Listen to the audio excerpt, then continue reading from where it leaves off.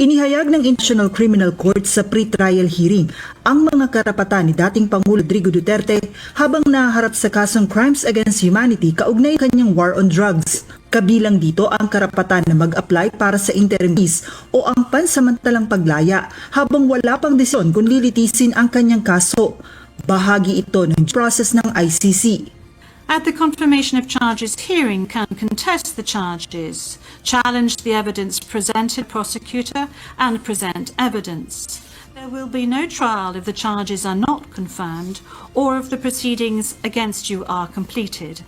You have the possibility to make an application for interim release pending trial.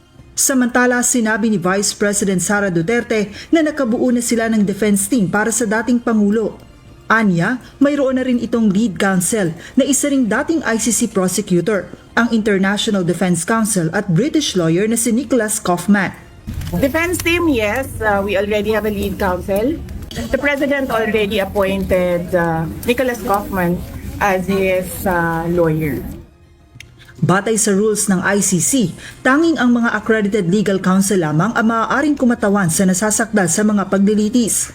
Sa ngayon, 5 lamang sa mga Pilipinong abogado ang accredited ng ICC. Isa na rito si Atty. Roque na bahagi ng legal team ng dating Pangulo.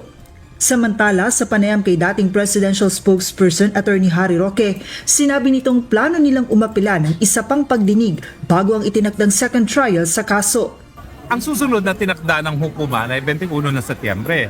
Pero bago dumating ang 21 Setyembre, hingi kami ng hearing para dinggin yung issue ng unang-una, anong epekto ng kidnapping para nakuha yung pagkatao ni Presidente Rodrigo Roa Duterte. At pangalawa, yung issue ng jurisdiction na bumitiw na tayo sa ICC bago nagsimula ng preliminary investigation ng prosecutor.